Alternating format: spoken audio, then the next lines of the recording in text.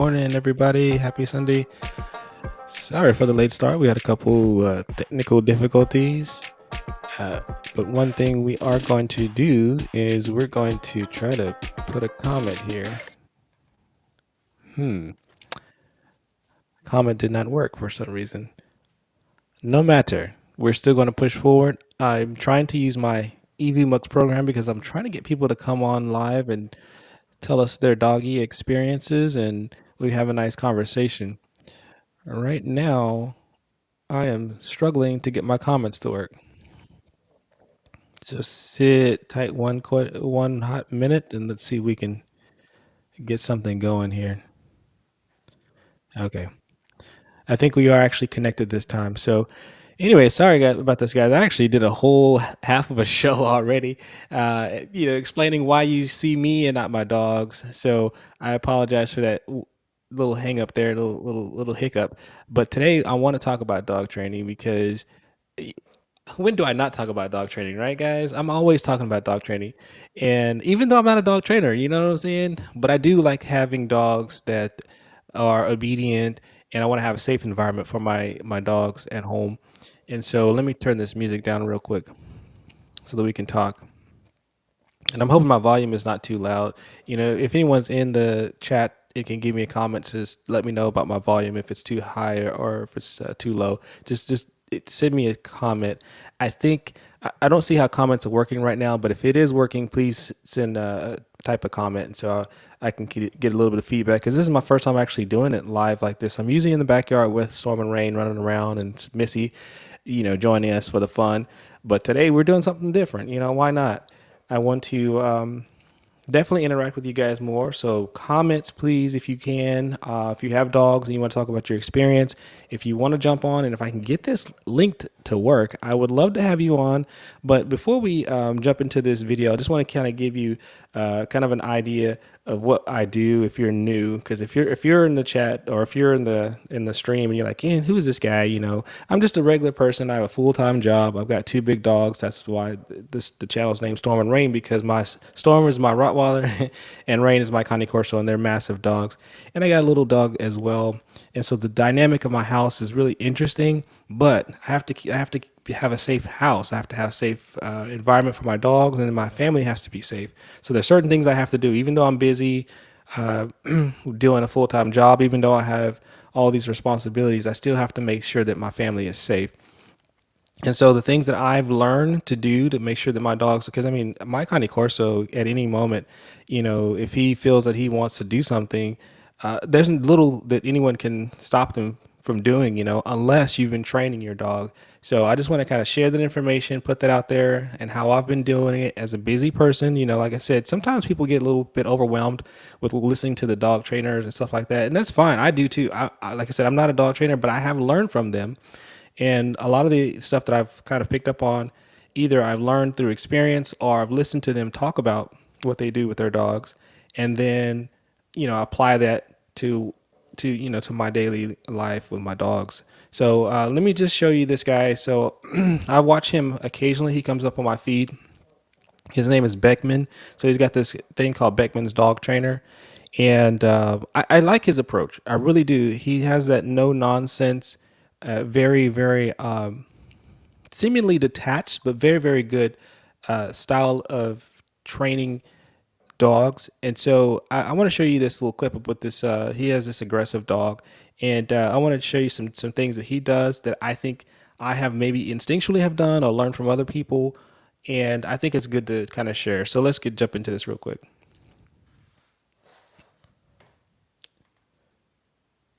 My hand. Okay. While you stay there, please. How are ya? It's good to see you again. How are you? Good, It's how are so you? good to see you again. Thank you. Okay, we've done the deal. It's not to say he's going to be perfect, but Yeah, and obviously he starts off greeting the parents or the dog owners, and that he's obviously looking for what is this dog gonna do whenever I shake their hand when I introduce myself. Do they have that level of control? Does this dog have the understanding that hey, this is not a person that's actually attacking my family? So he's watching and observing. anything after this of being mean to me is totally and completely and absolutely unacceptable and is going to be dealt with as such. And notice his posture, in the way he's interacting with the humans. He's very very direct, very almost like a militant type thing. Like, this is how it's going to be, guys. After today, this is not going to happen. So he's working on the mindset. This thing, something that I watched Cesar Milan do a lot too. Talk directly to the humans. Talk to the humans. That's where all the problems are. What are we thinking? Because more our instincts is to do what humans do, right?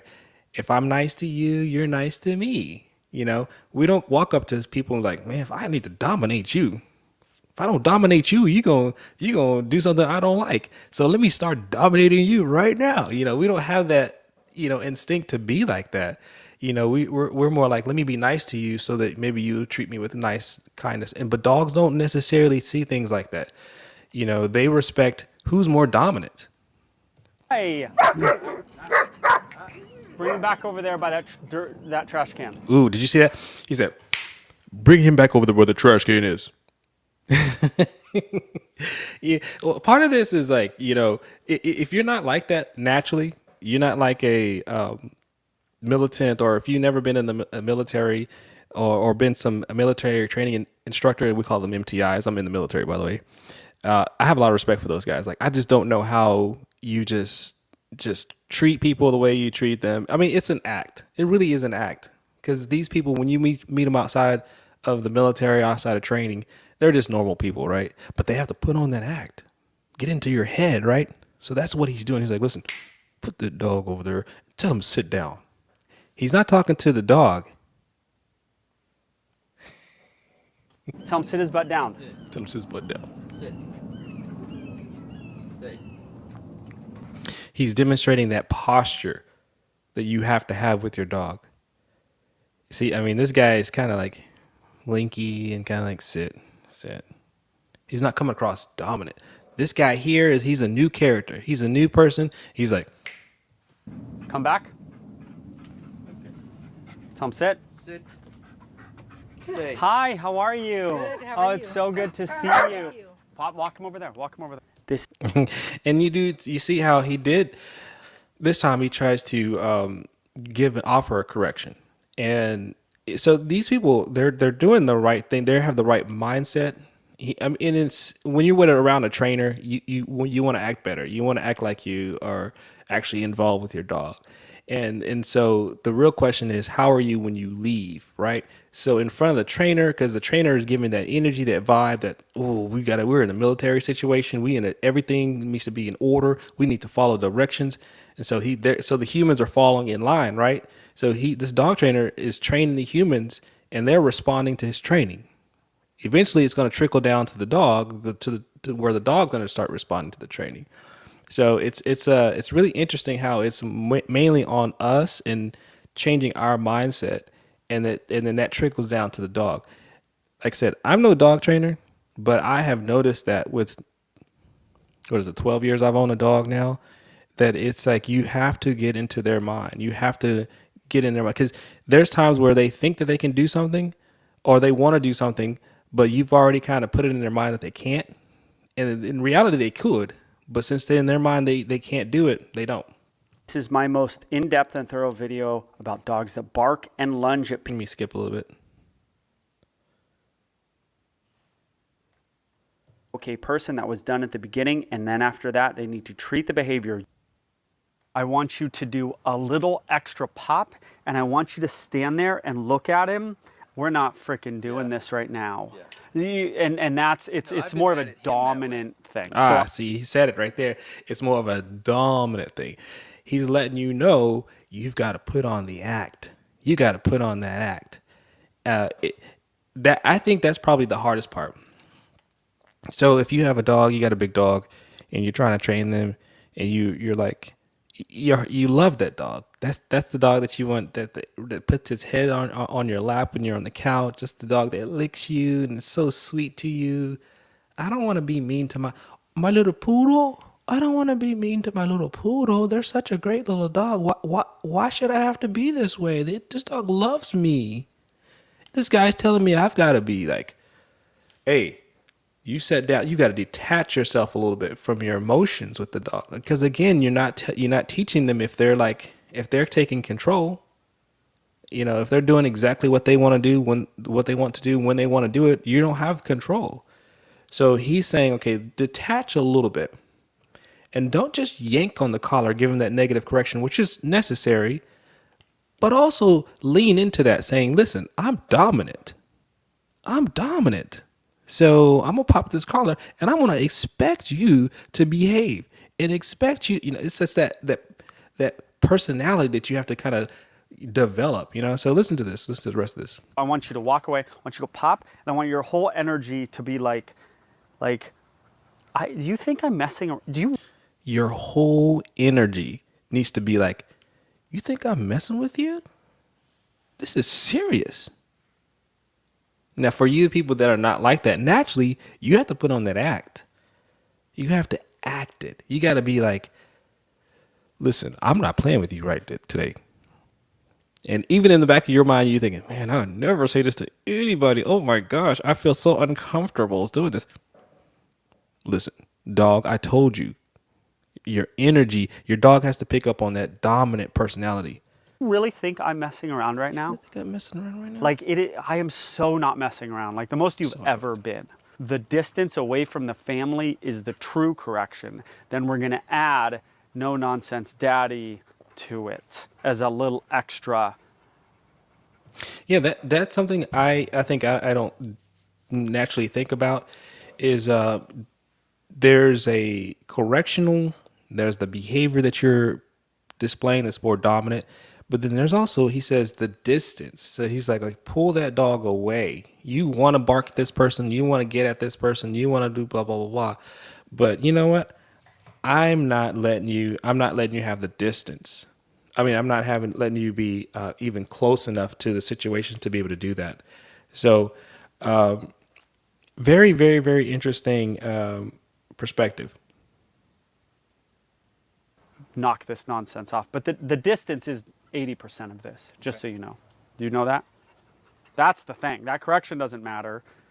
The you're farther away from these two is really the punishment. The leash correction will rarely suffice as enough punishment to get rid of the behavior, because the behavior of barking at a person and that person leaving, because 99.9% of the time Yeah, excuse me, y'all.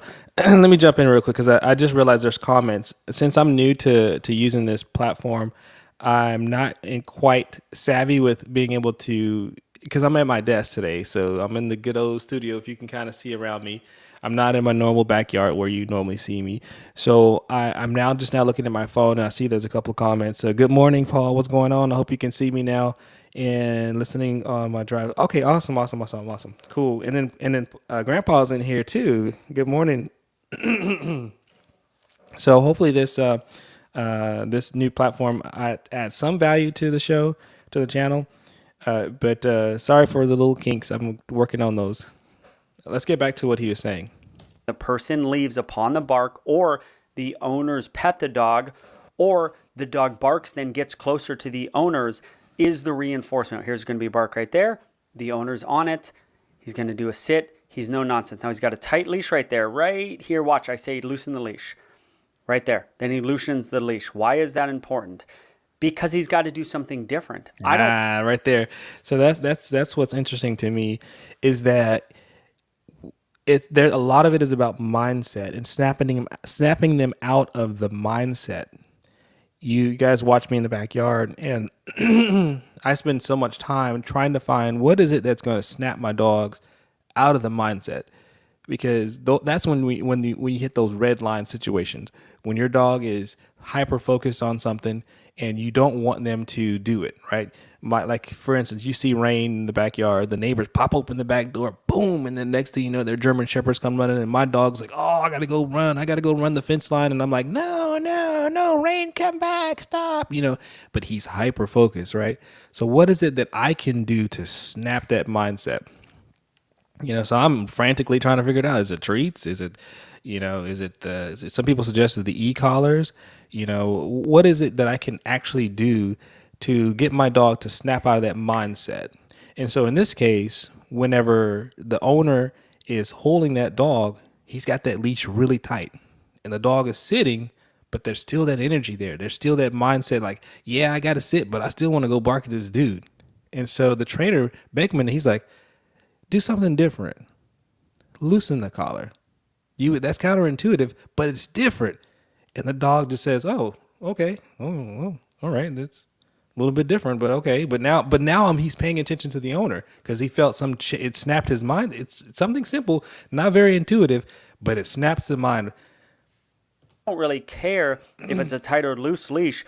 The owner has to do different things because you, the viewer, this owner, you guys have done the same thing and it's not working. And If it's you're not watching, working. So that's so funny. We're creatures of habit, right? So humans just do what humans do until someone teaches you otherwise. That is one of the whole reasons why, we spent hours, probably need to spend more hours, right? Learning from these experts because there's bound to be some behavior modification that we need to implement that could change the situation. So if you're doing the same thing over and over, come here, Pookie, come here, Pookie, come here, Pookie, and then Pookie doesn't come, what do? Try something new.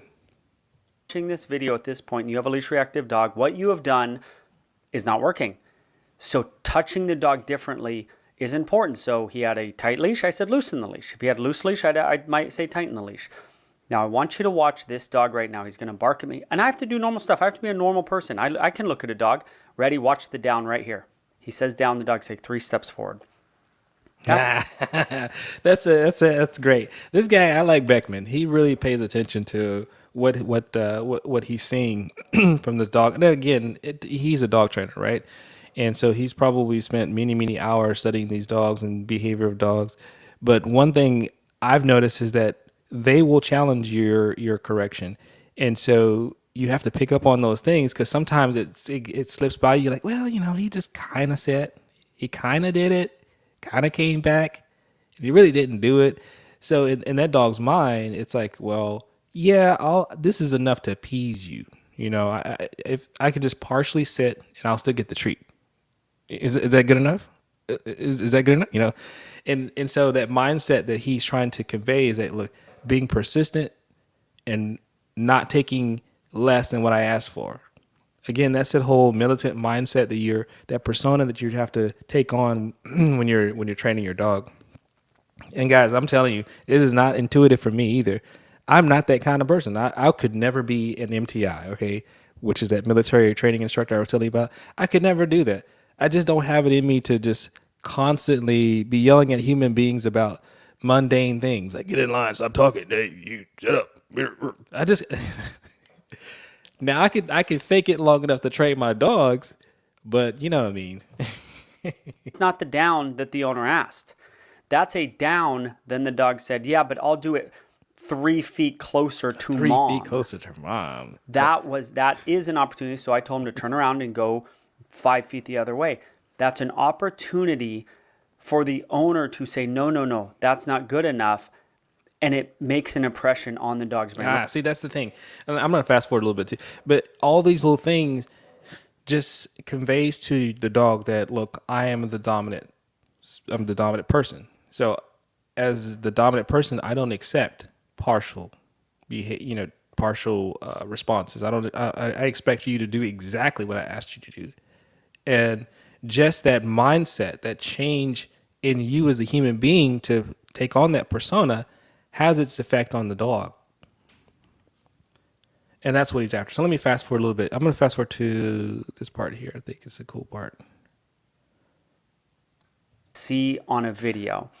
Okay, so now this is where he takes over. And, bearing in mind, this guy is not big. He's a small guy. The owner is actually bigger than he is.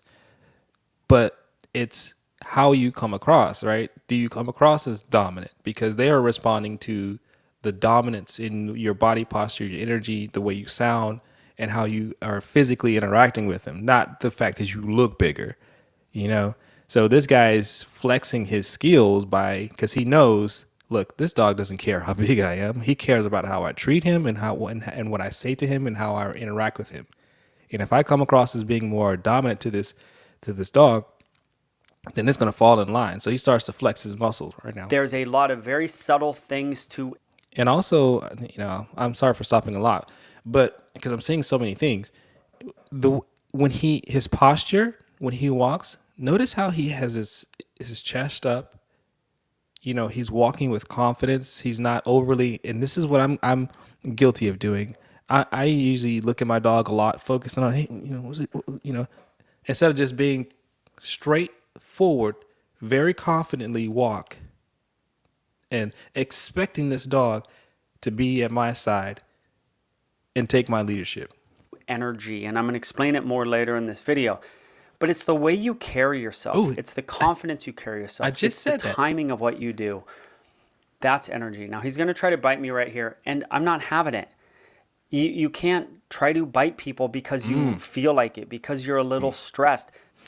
And okay, so one thing about this. So the dog is like, okay, I'll submit. Maybe. I'm going to do one more thing just to make sure you are, in fact, dominant.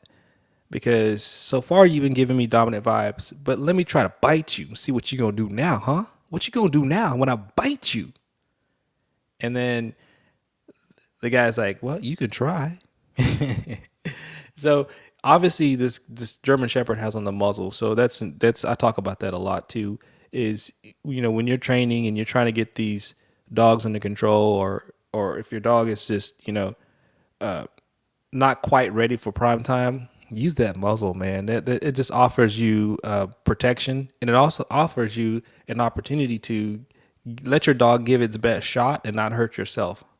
So when this dog tried to do the last ditch to make sure, absolutely sure that you're dominant, I want to bite you, it was fine. That means that it didn't work. So in that dog's mind, even my best doesn't change the situation. I'm still not dominant, even after I try to. So, you know what? I might as well just go ahead and submit. They brought him to me for biting people or for attempting to bite people. I am no nonsense with this guy. He needs to learn that there are consequences when you try to bite somebody. Okay, and so this dog is still in disbelief too. I've seen my dogs do that. They're in just no, it can't be true. You're hurting my reality. I thought I could control the situation, but then he starts moving this dog around to basically off balance this dog. So he went backwards, and then he started pulling. He's just pounding in the concept: you're not in control. You're not in control. You're not in control. You gave your absolute best, and what it resulted in is you not even having the ability to walk the direction that you want to walk in. Wow. This guy knows what he's doing. He's like, you bite me, you don't even have the ability to walk the direction that you want to walk in. If anybody has a problem with this, any trainer, all you need to do is show me a video of you helping a dog like this, and then we can have a very civil conversation. Until then, you don't get to have that conversation. All right. Just watch me like a hawk. Watch me like a hawk. I'm not saying it's the same. It's different, but watch me like a hawk. And at this point, man, look at this dog. There's no tension on that leash. That dog has submitted to him. And he did this. Now, I don't know how long, how much editing he did with this video, but it's 5 minutes in, and this dog is already submitted to him as being. Now, I'm not saying that dog, like if he took off the muzzle right now, will that dog just try to again to revert back and gain back his perceived dominance over this man? Probably. So it's probably in his best interest to keep that muzzle on. But at this point, 5 minutes in, he's probably has a lot more control than most people would naturally think to have or to achieve with just being, doing human behaviors. So, but this dog has got enough feedback at this point to realize, okay, this guy, I need to submit to him, and I'm gonna walk by his side. I'm not gonna pull on the leash. I'm not gonna bark. I'm not gonna bite because this guy is the real deal. How are you? Come on up. Sit. Ooh, look at that correction. Did you see that? It was like, sit. He says, I mean it. He yanked the collar. Some people say, well, ethically, is that correct? And that's a topic for another day. Is it ethical to give a negative correction to a dog? And if you've ever watched this guy's show, you know that he has this Doberman that's called Prince, and Prince is well behaved, well trained, just almost the perfect dog, near perfect dog that you could ask for. And Prince, he lets him correct other people's dogs. And it's interesting because most people don't get upset about that because, oh, they're just dogs. But Prince is like, boy, you better get down before I bite your head off. Prince goes in hard and, not like into a real fight, but he does physically correct another dog. So I think a lot of people accept that correction better than maybe the human to dog correction because it's easy to say, well, you're abusing your dog. But in this case, the dog didn't yelp. You can tell he wasn't trying to break the dog's neck or cause injury to the dog. He needed to make sure that dog understood that when I gave a command, the expectation is for you to follow that command. So sit, no sit, yank, sit. And then not only that, body posture. Look at how he's looking at that dog. Not with approval, but disapproval. And the dog's ears are back saying, oh man, I messed up. Ooh. All these nonverbal things speak much louder than our language. And, we're beings of language. We're like, hey man, can you do me a solid and not be so disruptive? All right, dude, I understand. We're talking it out. These dogs don't understand a word you're saying. I mean, they understand commands. They understand certain words, like they've associated with it. Like they associate sit with putting their butt on the ground. But they don't have the philosophy behind it, They don't have the philosophy behind it. It's just they're associating this word to an action. So to them, your actions are speaking much louder than the words. The words that he's saying is more for the benefit of the humans, right? Because we understand his language. But the dog is learning by the actions. Stay. It's so good to see you. It's so good to see you. You want to meet my dog? I'd love to. Okay. Sit. Down. Okay. He got control over that dog. The moment that he saw the dog was going to try to do what it wanted to do, he stops it. It's almost like breaking the dog's spirit or will to do what it wants to do, breaking its autonomy. You're like, oh, that sounds terrible. Yeah, for another human being. But when you have a dog that's been barking and biting people, I don't know if you have any other choice. I mean, he hasn't beat the dog with a stick. He hasn't poked him. He's having to be very, very direct and very, very firm with the way he interacts with this dog. Maybe a yank or two on the collar. But he's like, I'm not letting you have a single thing that you want to do happen. It's all because I'm asking. It's all because I'm telling you. Not asking, I'm telling you. This is my friend Laura. Will you pet my dog, please, calmly? Good. Perfect. Perfect. Yeah, so she knew better not to just go right into petting this dog without letting the dog sniff your hand and accepting you and giving you the signs that he was willing to accept the petting. So he just said, would you mind gently petting my dog? But she immediately, she's a trainer herself. Good. Tail wagging, ears back. Nice. I realize it's different. I know it's different. It's a whole different thing. So this family comes in trying to shake this guy's hand, and the dog is going crazy, barking. The owner is offering correction, not getting, and still not getting anywhere. This guy Beckman comes in 5 minutes. Well, again, I don't know how much he edited out, but 5 minutes, 6 minutes within this video, this guy has this dog greeting a new person being handled by someone who's never been handled by, and the dog is happy and doing the right thing. So very impressive, very impressive. I get it. It's 20% and it's 80 with you. But the energy, I know you can do this with a few changes. The relationship is different, but you've got to do the mechanical stuff I did. Mechanical. Does that- See, that's what I was saying. It's a thing that kind of counterintuitive for us as human beings. We don't walk around taking our friends at work or at home. We don't just grab them by the neck and yank them. Like, boy, I told you, we don't do that to each other. But when you don't have the benefits of explaining, my kids, whenever they were smaller, I couldn't really explain, hey, I don't need you to, don't put that fork in the socket, So I had to kind of convey that to them without explaining to them how electricity works and how that you're going to have a big volt of energy going through your body and could kill yourself. So I had to like tap them on the bottom, pow, pow, pow, pow.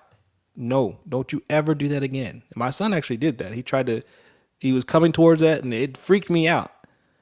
But, I had to kind of give him a nonverbal, because I can't explain it to him. I just don't want him to ever do that. I don't want him to die. So, I'm not advocating the abuse. I'm not saying I abused my kid, but I had to give him that message. I had to tap him on the butt. Boy, no, no, no, no. Don't you ever do that. And so he's like, man, Dad's really mad. Tap me on the butt and everything. No. Now, of course, now he's older. I can explain. Hey, listen, son. Positive, negative is a short circuit, and circuit calls. I can go into an explanation, but dogs never get to that level, right? They never get to the point where you can actually explain to them, I don't want you to bite people that are nice to us. That's not good, So you have to use nonverbal communication, and that guy did a wonderful job. So if there's any comments or anybody that wants to chime in and talk a little bit more about how they are interacting with their dogs, or go ahead and put it to comments in there. I'm struggling with the comments today, but I'm gonna work through it. So I do have my phone here. Go ahead and put in some comments. I can read it from my phone, and we can talk about it. But and if you get a moment and you're bored and want to watch some dog training videos, I definitely recommend this Beckman guy. We very, very good. I like the way he's trains, and I do like his approach. You watch the full. Let's see if I can find the information here. Okay, here you go. Beckman's Dog Training is his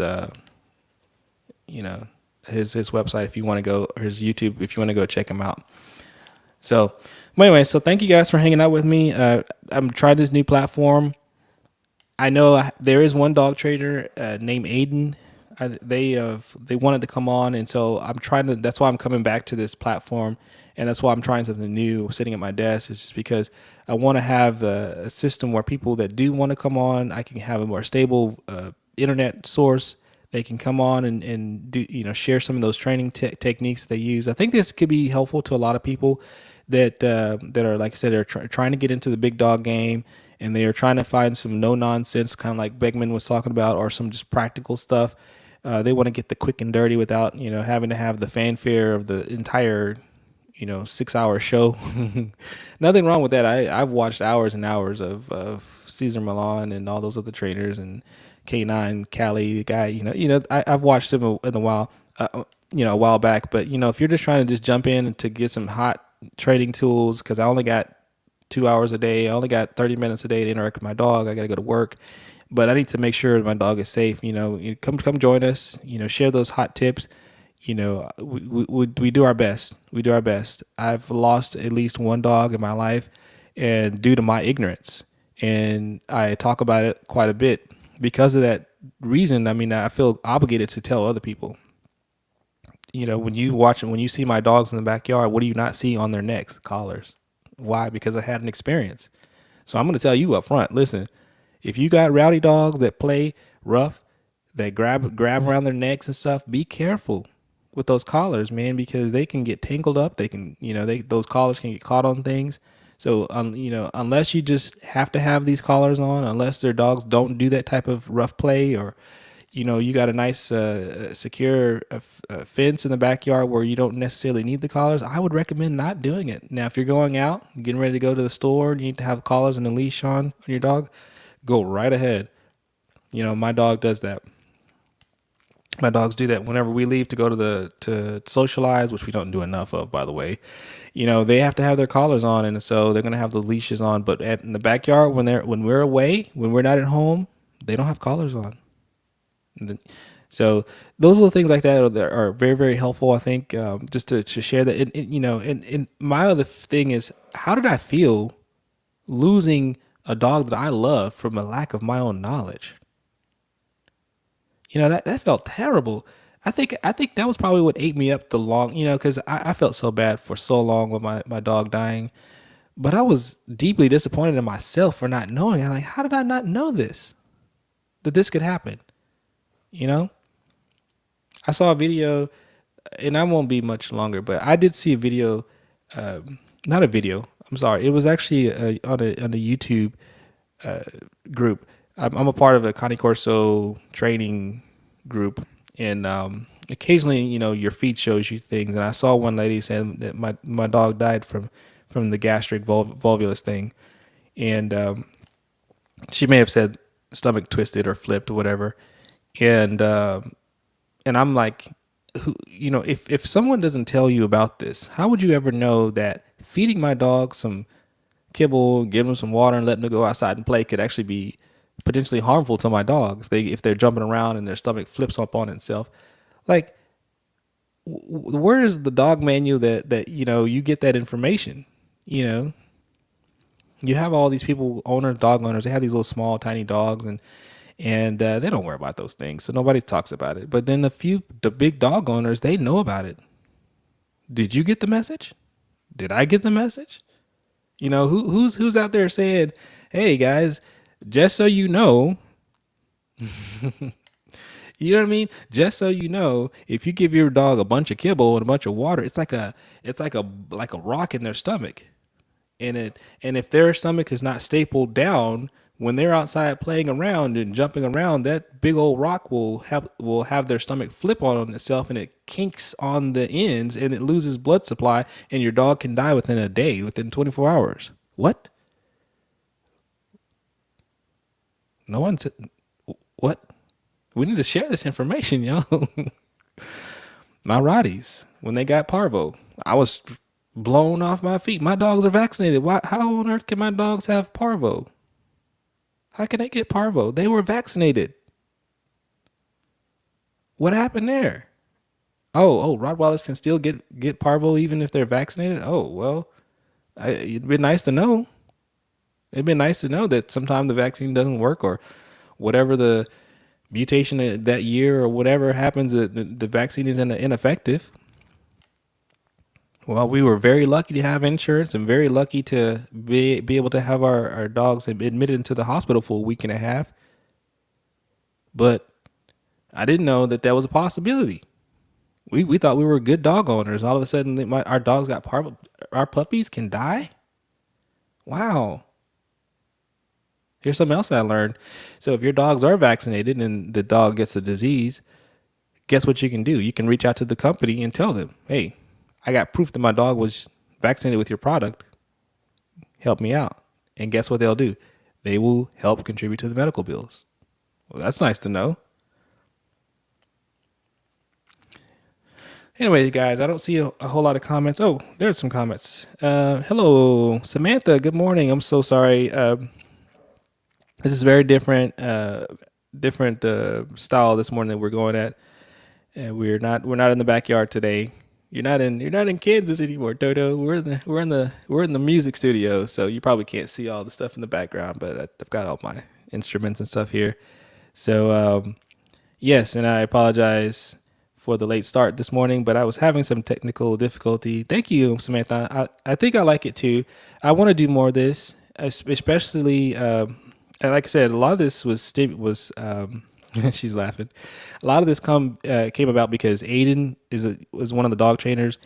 he wanted to come on, and I think it's he. I'm sorry if I'm misgender, but wanted to come on and talk a little bit about, or at least I wanted them to come on and talk about, because I know that they're a dog trainer, and wanted them to come on. And when I'm in the backyard with my phone, the Wi-Fi connection is so terrible that it's hard to utilize this platform with my phone.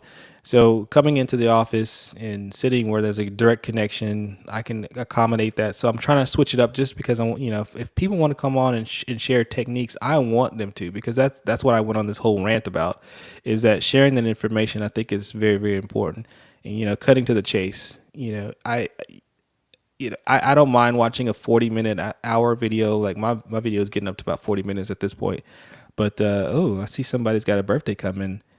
Samantha, it was on my birthday on Thursday. Uh-oh. Oh, sure, Samantha. I'll tell the wifey good morning, and I'll tell her hello for you. Sorry, guys, I get a little distracted. So, unfortunately, the I have to use my phone to see the comments. But definitely, I'm trying to be more interactive, like Samantha saying in the comments. So if you're, like I said, if you're around and this is your first time, look at the comments, hang tight with us, watch some of our videos if you like to be entertained. It was on the 20th. Oh, your birthday was on the 20th. We missed your birthday. Oh, okay. So happy birthday to Samantha. Happy birthday. Happy birthday to you. Hope you had a great day and hope you had fun too. Woohoo. Oh, wow. Okay, Samantha, I'm right behind you. I'll be that age in a couple months. So you got me beat by a little bit. I'll be 44 or 43. Am I 43 or 44? I don't even know how old I am anymore. We're close enough in age. But anyway, guys, thank y'all for hanging out with me today. And we'll continue to make this better. And I'm hoping Aiden shows up and the time that I'm doing this, so that because I don't like breaking promises. I felt really bad about last week because he was supposed to come on last week and I jumped on, but unfortunately I had difficulties with using my phone and trying to mitigate this EvuMux. And so here on my desk is a lot easier. So we'll get it fixed. What year? I'm an 81. I'm an 81 too. I was born in 81, so I guess I am going to be 44. Okay. All right, guys. It was really nice to talk with you. Oh, the dogs are fine. I will make a video later on where you guys can see my dogs, see Storm and Rain. They're in the house. They normally don't come in here into the music room. Missy does. I'll allow Missy to come in here, but again, boundaries, right? So one of my boundaries for my big dogs is you don't come into the music area, because I'm trying to protect this area and not try to be mean, but I am trying to be a leader. So definitely I'll give them hugs for you, Samantha. Definitely have a blessed day, everybody. All right, yeah, thank y'all for hanging out with us, and we'll see you on the next one. Peace out.